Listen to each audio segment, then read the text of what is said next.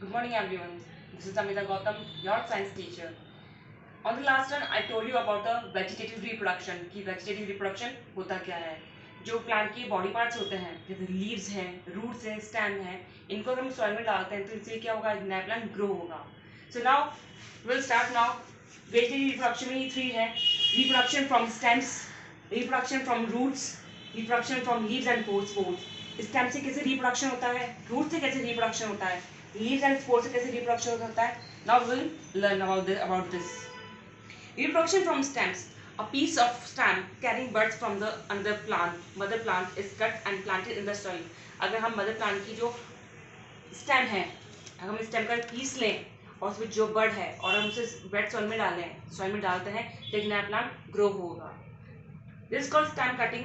Each stem can grow into a new plant. और जितनी भी आप स्टेम को ग्रो करोगे एक नया प्लांट ग्रो होगा. For example sugar cane, hibiscus and rose plant. For example rose plant है, हिबिस्कस प्लांट है और शुगर केन है. अगर हम स्टेम कट करके सॉइल में डालते हैं तो एक नया प्लांट ग्रो होगा. Now reproduction from roots. अगर आप किसी प्लांट की रूट्स को सॉइल में डाल देते हैं तो आप देखेंगे कुछ वक्त बाद, कुछ after some time the new plant grow, एक नया प्लांट ग्रो होगा.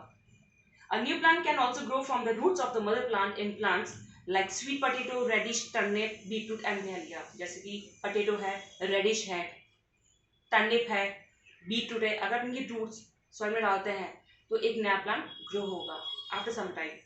Now reproduction from leaves and spores. अब leaves और spores से कैसे reproduction होता है?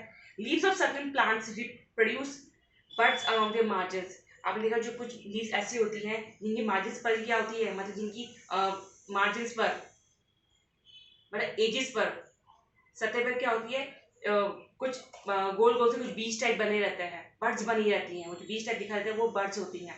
अगर आप उनको कट करके सॉइल में डालते हैं, मॉइस्ट सॉइल में, गीली मिट्टी में, तो उसमें आप देखेंगे एक नया प्लांट ग्रो करेगा. For example bryophyllum leaves. जैसे ब्रायोफिलम लीव्स है तो उसमें ये होता है कि उनकी जो एजेस होती हैं, जो मार्जिन होती है, उस पर छोटी छोटी बर्ड्स बनी होती है, बीज टाइप कुछ, सीड टाइप कुछ बनी होती है. अगर आप उनको कट करके सॉइल में डालते हैं तो after some time it the new plant grows. Okay now crops. That you know very well कि क्रॉप्स क्या होते हैं. क्रॉप्स मतलब फसल. जो आपने देखा होगा, जो जो बड़े बड़े फील्ड्स होते हैं, खेत होते हैं, जो जिसमें एक जिसमें फार्मर को किसी चीज़ की फसल उगाता है. जैसे वीट की फसल हो गई, वीट क्रॉप हो गया, राइस क्रॉप हो गए, राइस की फसल उगाते हैं. तो ऑल आर द क्रॉप्स, ये सब क्रॉप्स हैं. और क्रॉप्स ही 2 टाइप्स की होती हैं. क्रॉप्स ही क्या होती हैं? 2 टाइप्स की होती हैं.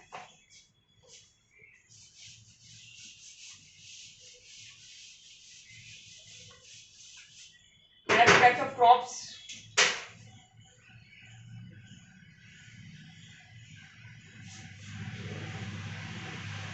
There are 2 types of crops. Number 1, rabi crop. Rabi crops. And number 2, kharif crops. First of all, what are the crops? Crops क्या होते हैं? The plants that are grown and cultivated at one place on a large scale during a particular period are called crops. जब जो plant होते हैं, जब एक बहुत लार्ज स्केल पर आप किसी चीज को उगाते हो, that is called the crop. वो क्रॉप है. 2 टाइप्स की क्रॉप्स होती हैं, rabi crops and the kharif crops. अब रबी क्रॉप्स क्या होती हैं?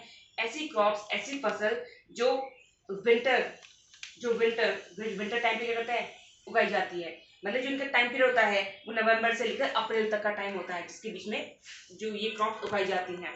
लाइक वीट, ग्राम, ये क्या है? रबी क्रॉप्स है. These crops do not depend on monsoon rains. और ऐसी जो क्रॉप्स होती है, जो रबी क्रॉप्स होती हैं, वो मॉनसून रेन्स पे डिपेंड नहीं करती, मतलब बारिश पे डिपेंड नहीं करती हैं. नाउ खरीफ क्रॉप्स क्या होती हैं? जो जो जून से लेकर अक्टूबर तक के बीच में ग्रो की जाती हैं, that is the kharif crops. For example rice, maize, jowar, bajra, ये सब क्या है? खरीफ क्रॉप्स है. These crops depend largely on monsoon rains. और ऐसी जो क्रॉप्स होती हैं वो रेन पे डिपेंड करती हैं, बहुत भारी वर्षा पे क्या करती है? डिपेंड करती हैं. Now healthy crops. Crops need to be grown on a very large scale to feed the entire population of a country. The practice of growing crops on a large scale is called agriculture. Crops need to be grown on a very large scale to feed the entire population of country. जब एक इतनी बड़ी country के लिए, इतनी बड़ी population के लिए एक बहुत लार्ज स्केल पर क्रॉप्स ग्रो कर रहे हो, तो ये प्रैक्टिस ही क्या कहलाती है? The practice of growing crops is called agriculture. और जो आप क्रॉप्स उगाते हैं, दैट इज कॉल्ड एग्रीकल्चर। अब एक अच्छी क्रॉप के लिए, एक गुड क्रॉप के लिए क्या रिक्वायरमेंट्स होती है, क्या एसेंशियल रिक्वायरमेंट्स होती है? Now we will see. Number 1, farmers should have knowledge about the soil. जो फार्मर्स होते हैं, जो किसान होते हैं, उन्हें सॉइल की नॉलेज होनी चाहिए कि वो मिट्टी कैसी है, कैसी होनी चाहिए। And season for growing different crops, और एक सीजन पता होना चाहिए, क्लाइमेट क्या है वहाँ का, सीजन क्या है, वो सब पता होना चाहिए ताकि उसमें डिफरेंट टाइप्स की क्रॉप्स ग्रो कर सकें।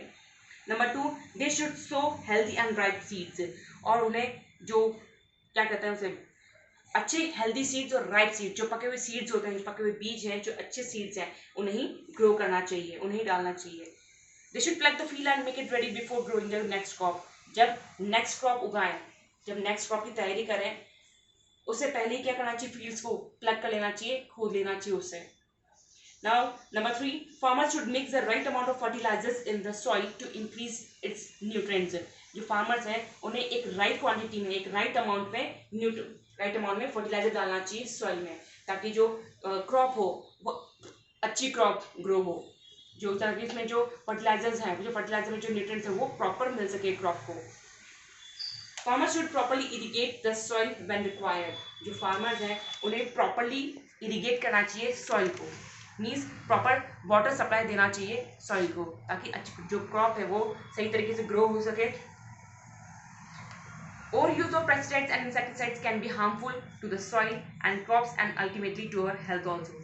जो फार्मर्स हैं उन्हें ज़्यादा पेस्टिसाइड्स और इंसेक्टिसाइड्स का ज़्यादा यूज़ नहीं करना चाहिए, क्योंकि वो क्रॉप्स के लिए भी हार्मफुल होती हैं और हमारी हेल्थ के लिए भी, एक जो पीपल है, जो लोग हैं, उनकी हेल्थ के लिए भी हार्मफुल होती है। Crop should be cut properly and gathered, this is called harvesting. और जब क्रॉप्स पक जाए तो उसे प्रॉपरली क्या करना चाहिए? कट करना चाहिए और इकट्ठा कर लेना चाहिए। और जब क्रॉप्स को कट करके इकट्ठा किया जाता है, वो हार्वेस्टिंग, उसे हार्वेस्टिंग कहते हैं, वो हार्वेस्टिंग कहलाती है। Now crop protection. अब क्रॉप्स को कैसे प्रोटेक्ट करना चाहिए, कैसे उन्हें बचाना चाहिए?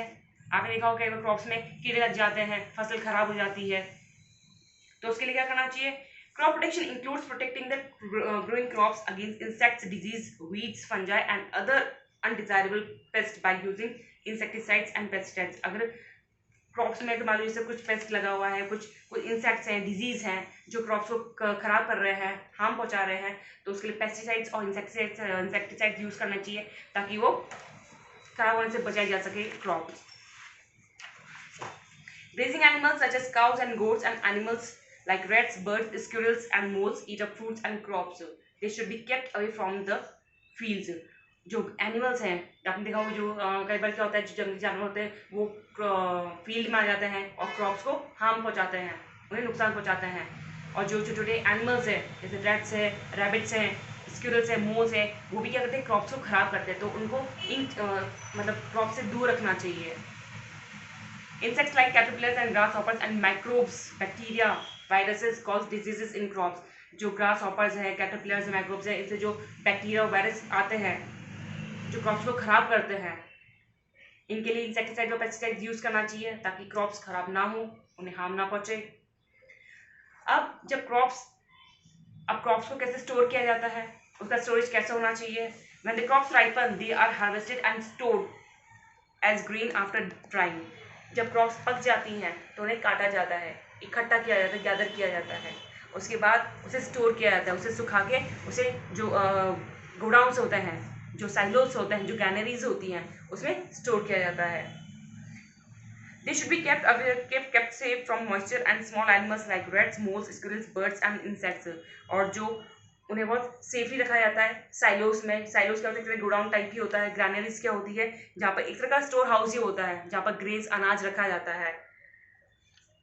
और इसलिए रखा जाता है कि क्रॉप्स को, जो क्रॉप्स ड्राई करके गोडाउन में इसलिए रखा जाता है ताकि वो रैट्स वगैरह इन सबसे बचाया जा सके, जो नमी है, जो मॉइस्चर है, उससे बचाया जा सके क्रॉप्स को।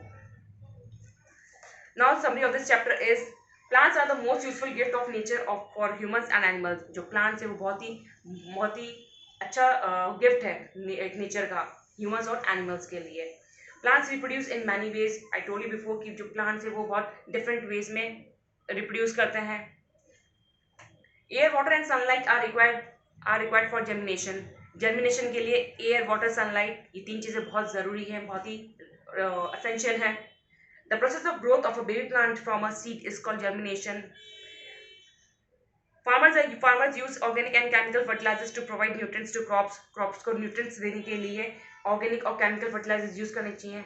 That's all from my side. Have a good day. Thank you.